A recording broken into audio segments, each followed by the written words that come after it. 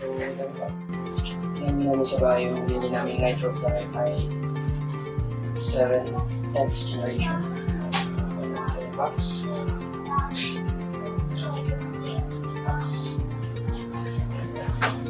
Yung mga previous niya. First yung gaming mouse with a LED light from Bad Wolf.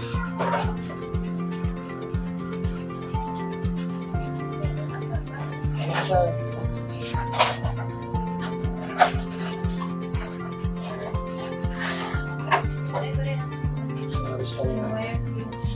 maganda yung cable wire niya, yung protection na fire protection.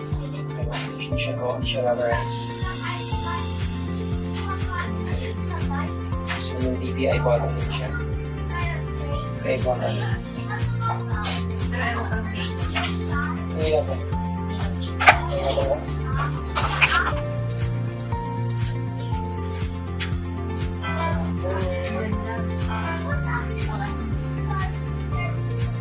Purple ah. Blue na transition. So, hindi siya side buttons. Yung back and forward buttons yun. DPI.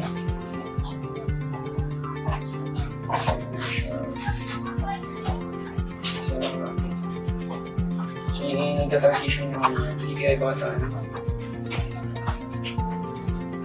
So, ito yung game mouse coming from comparison yung gaming mouse.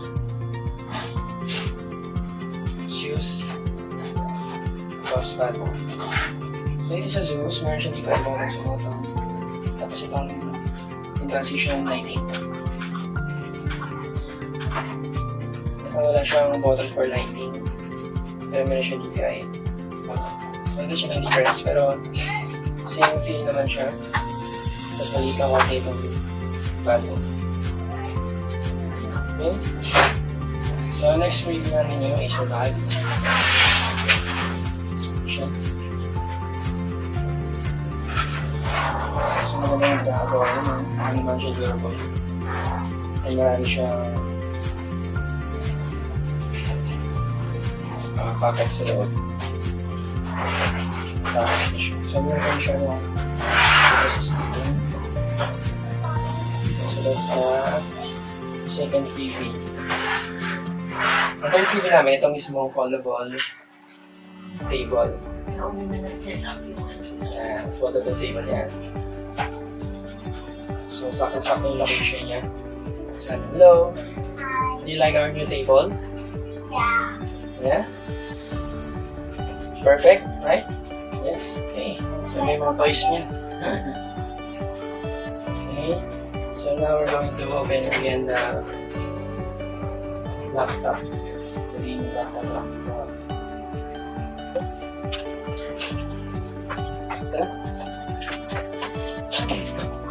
Okay, so yung nagka-box, nabas na namin siya. So, may mouse, big guy. Setup guy. This one, I'm not sure what ito. Ayan. Sticker yan. Sticker pa na parang siyang Planet 9 World Love Inner Training University. Ano parang siyang sticker ng Planet 9 at GG. So, check it out sometime. Planet 9.gg. Parang yun. Or may version or International Travelers Warranty. Saan ka kami ito? Very significant. Dapat galing mo siya pala. Oo, kapag gagawin siya ng bansa, pwede, may passport din siya. Passport. Ang bigal. Travel pa siya. But wala tayong travel approach. Wala tayong quarantine lockdown. So ito yung warranty ko. Okay, so Philippines, disregard ka ng English tayo. Buti meron tayo dito sa sariling local na service center or distributor.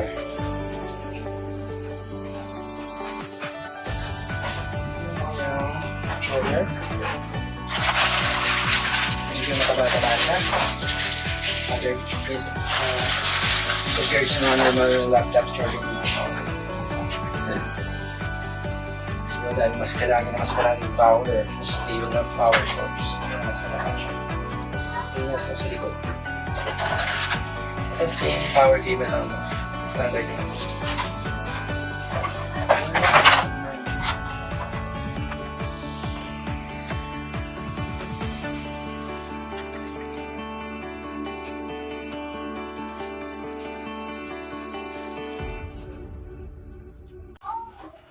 May protections tayo. Ang natin siya. Pag anong warranty mo, hindi mo na yan itatapon. So, hindi na rin. Dapat lahat yan nakatabi kasi papers, booklets, yung box, packaging, at dapat i-pack siya para pag Under warranty. for replacement siya. Kasi kaya kasi for replacement na pero pag repair na ako, hindi na kailangan bilhin yung box pa.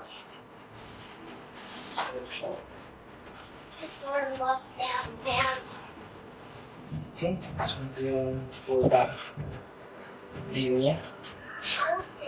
Yung likod ng laptop, ito yung power source, yung charger. So ito yung mga vents niya para sa coolant niya, para hindi agad lumit yung unit natin. So kapag magana siya ng video card, okay, yung process mo yung lumalabas sa inyo. Mas maganda kasi yung iba, ulitin na yun. Maganda na ito dito. Yung meron siya dito. So meron na dito ang exhaust. Ito meron din. Hindi ko pa sure kung sa video card to sa process mo. So hindi sa ilalim. Nakita mo may fan dito. Nakita ba? Sunod mo. Ayan, may fan. May fan din dito. So marami siyang outlets para lumabas yung heat. So 1, 2, 3, 4, 5. 5 locations yung outlet yung heat.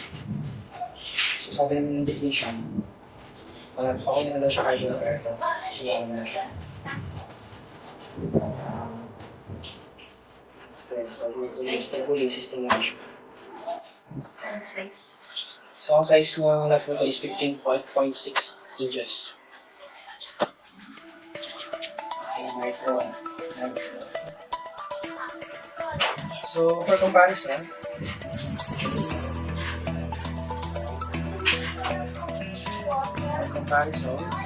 ito yung siguro mga 14 inches to. HP EliteBook 14 inches. Tapos ito yung 15.6. I-zoom out. Tapos parang yan. Ayan. So, ito. Yes. So, 14 inches na natin. Sa yung HP mo.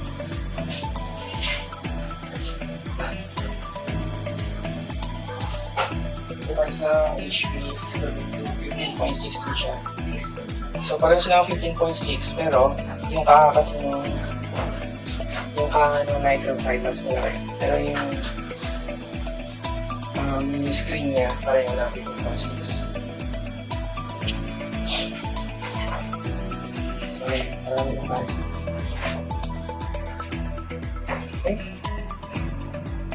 So, let's turn it on.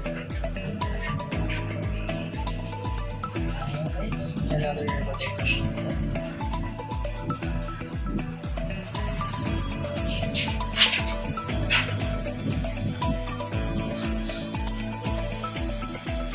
Basic power supply. So pag first start up, mga 30 minutes kasi magbukas siya. So kailangan tapusin yung 30 minutes para mag-function normal yung laptop. Do not turn off the laptop during this process. So off natin yung lights para makita yung lighting. Yung power.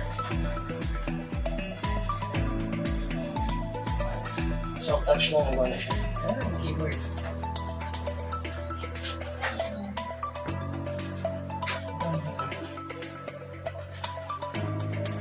So yung default na wallpaper.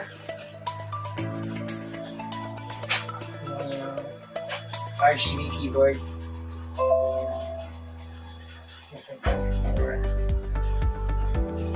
Functions. SSD yung system. And 1 HD hard disk drive yung for storage. 1 terabyte. So 1 terabyte storage. Killer Ethernet. Wi-Fi 6. NitroSense and full boost. Ito yun yung NitroSense. So, pag-unit natin yung NitroSense, lalabas ninyo. Pwede mong controlling yung takbo ng fans. Kapag kailangan nyo na mas malakas na fan. Yan. So, for now, siguro sa automatic. So, power sleeper yun siya. Hindi pa nakataksak. Yung pad. Battery yan na. So, temperature.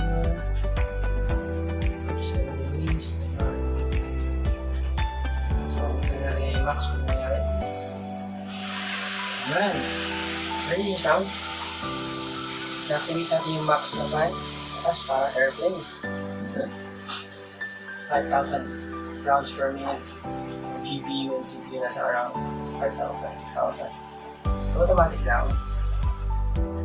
Mahina lang. So, pag automatic as well as for automatic para safe. Meron din siyang full boost. Ayan. Ayan. May full boost din siya. So, pag napansin nyo medyo umiinit na, i-activate nyo ang full boost para matulungan nyo. Okay, so for now, yan naman siguro ang review natin. I will try to post some updates tungkol sa performance nyo during gaming and other stuff. We will try to update ko namin yung kanyang firmware, software, and try ko mag-install ng mga apps. Related to gaming, graphics design, web development, and office related apps.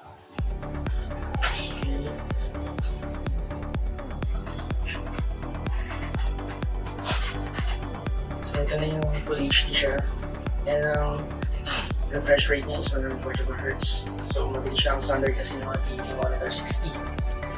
So kapag 144, mas smooth yung galaw ng images, video, rendering ng mga animations.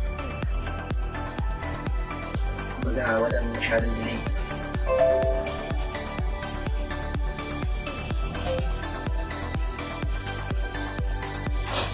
Let's check yung likod kung mayroong something sa likod. Next is so wala naman masyadong ganun sa likod. Same pa rin.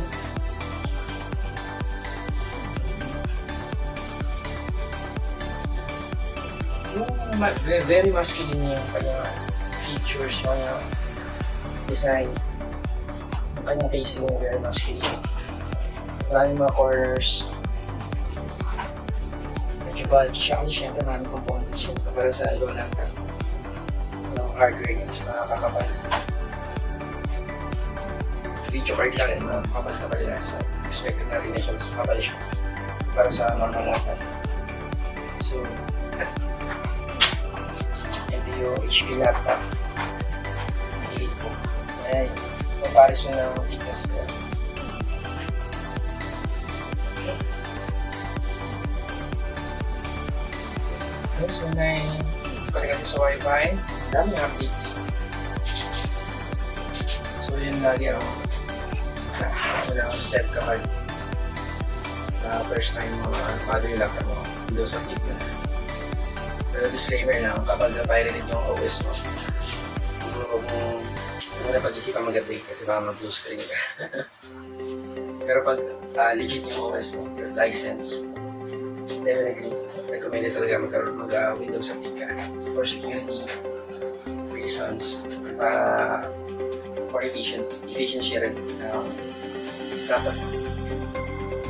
Nice. So, sa mga gaming laptops, ang common na in-expect natin yung kanilang magandang lighting sa keyboards.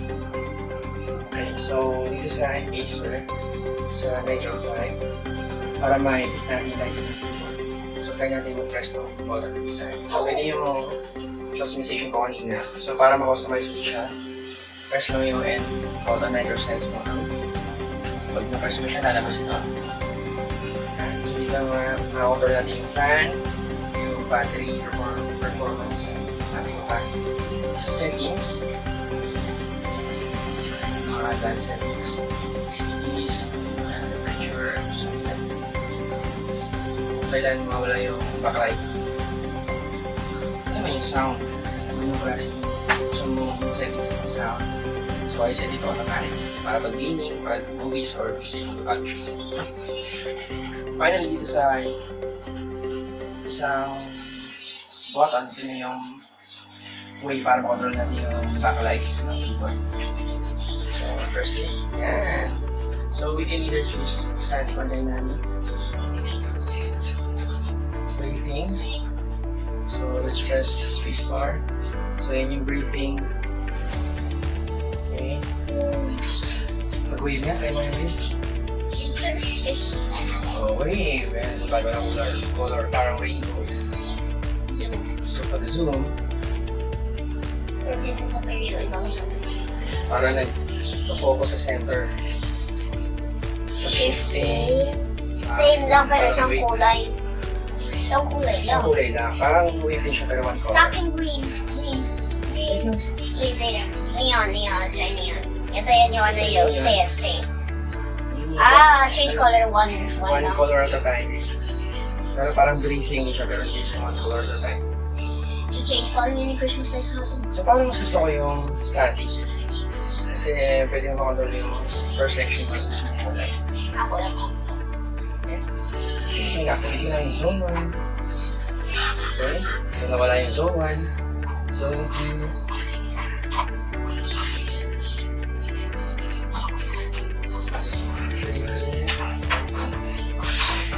4. So wala nga yung ilaw. So yun, spelling na lang. Pwede mo siya bawasan yung brightness level niya. Para hindi masyadong makakonsume sa battery. Okay, thank you. After 1 month, meron na akong kapag-bigyan ako ng konting reviews about this Acer Nitro 5 gaming laptop. So ito yung 2020 version, which is Core i7 10th Gen. Tapos may GTX siya na 16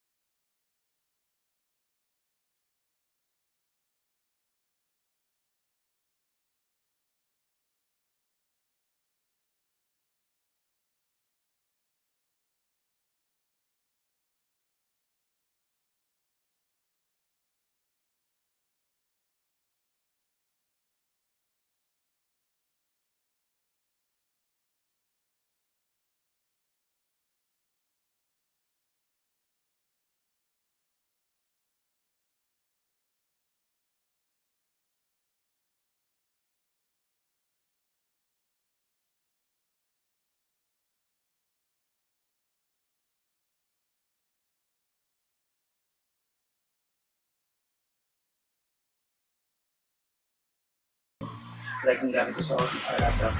Mabigat na yung 1 gig na pad ito. Nasa ano siya. 1.6. So test natin siya. So marami naka-open dito yung game. Yung Premiere Pro, katulad ng Photoshop, naka-open din yung mga iba kong application. Itong ID ko yung Java, IDE. And yes, mga browser. Yan naka-open yung browser natin. YouTube naka-open.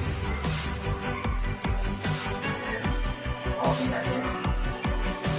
So, test natin yung RAM kung okay siya. Yung performance. So, yung sa Task Manager, may mali sumasagad na, diba? Pero hindi pa siya nagdalag kahit halos agad na. Marami naka-open kasi 21 gig yung consumer memory. So, yung CPU nasa 60%. Yung GPU, ito pa rin. Ito pa rin ang performance niya. So, naka-allocate na memory sa GPU kasi 12 gig halos. Halos wala pang 1 gig na allocate niya. So, yan.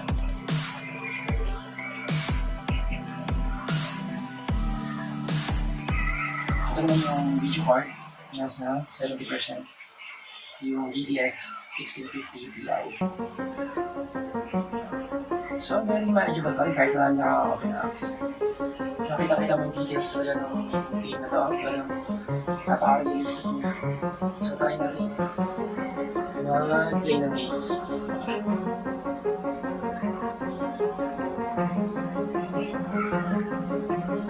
Medyo... yung open natin, ha? Yung Photoshop, yung Premiere Pro.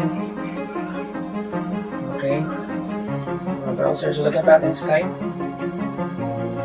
Okay. Ayan. Yes.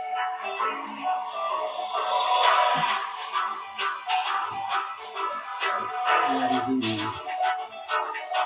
Parang matulong pa rin. Parang mo lang. Grabe. So, ngayon ko lang na-experience itong ganitong organ ng graphics. So, at least hindi ko siya masyadong na-experience. So, habang naka-open to, try natin yung open yan. Yung NitroSense. So, ito yung NitroSense. Yung temperature ng CPU nasa 90%. Yung GPU nasa 70%. So, inactivate mo itong cool boost. Para bigyan natin makina. So, dito yung lumalabas yung exhaust ko. Apat yung labasan ng exhaust dito. Apat dito. Sa left right. Tsaka dalawa sa likod. Dito. Dalawa. Ito naka-plug yung AC ko na ito. So, try natin yan. Plug. Ano nangyayari. So, parang na-experience ko. Mababa yung temperature pag naka-battery mo na siya.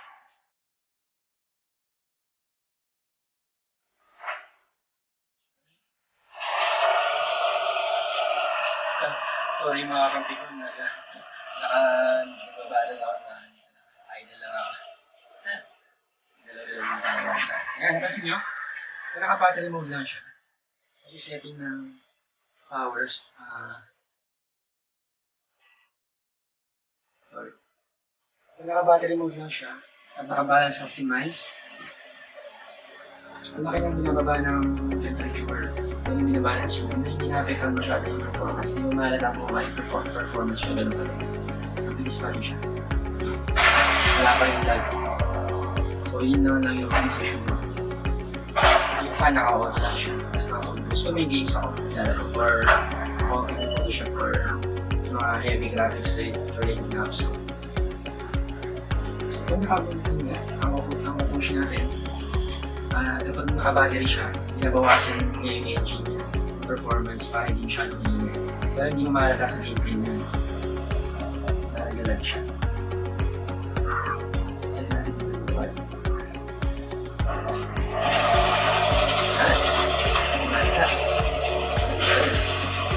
Magpapaliglag na ako para see? Matagin ko lang. So, balikin natin yung AC. Observe natin po. Pag naka-AC na siya, sumasaksak ng charger i-spike yung temperature or load. So, yan nakita ko sa dulo. Load yung yellow, orange, yung red na nasa taas temperature. Okay. So overall talagang satisfied ako sa glasses ko dito sa Night of Flight. Kumbaga naanap sa mga gaming laptops na sa ano siya mid-range na game yung price niya. Nasa sa pag-cash mo siya, 60 plus mo siya. Yung RAM additional na sa 2.5 package niya. Pag separate mo siya binili, mas mahal siya 3.5. Pero dahil package na yung sa laptop, 2.5 na siya. Ayun, sa smartphone pa, ito sa website, is napakaganda ng keyboard niya, lambot. Hindi mo mapapansin na wala kang pinipindot ko, wala kang marinig na click. Wala tatak ng keyboard. Ito napakasmooth. Parang siyang styrofoam game. Parang leather na parang styrofoam. Ang points na yung nakita ko dito. So, yun natin.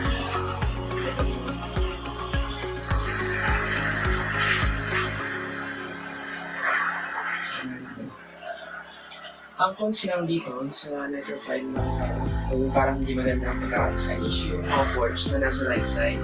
Meron isang HDMI, isang USB 3, pwede pa yung USB 3 na yun, tsaka isang Type-C na USB.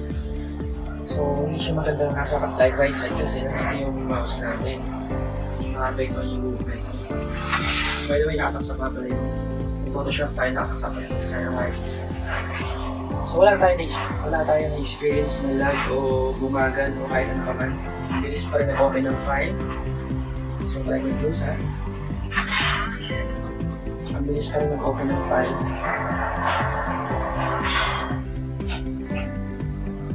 Kahit napakaraming naka-open.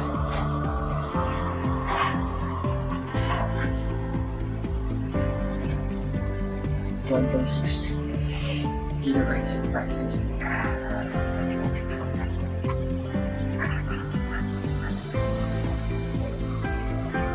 Purple lang. So may lamang mo kung okay yung performance niya kapag sinunod mo siya. So makita mo agad yung pixel view na yan na ating images. Ito nga pala is for medium-sized tarpaulin. Kahit na-open yung games, na-open yung Premiere Pro, na-open yung siya. Okay pa rin na siya. So pwede mo na pang multi-task. Siyempre i-advise mo nga yun. Kung ano nakala ko, add talaga ng RAM kasi pag i-hit lang, mabibitin ka. Although yung graphics okay siya. Super yung performance, yung overall performance niya, nakadepende pa rin sa dami ng RAM. So para ma-maximize mo yung performance ng hardware mo, kailangan taas ang ng RAM. Okay? So, yun lang. So far, so good naman. I recommend it to other people na gusto mo nilagay ng laptop for work or for gaming. Bagay na po kasi kasi ang ganda ng hardware. Very solid, mabigat siya talaga ako. Nabinaksan yung kaka nito, ang dami naman sa loob talaga. Sobrang siksik pag na hardware. Nanalo pa tayo. Ay ba tayo ginagawa na tayo? So yun, free start, free experience.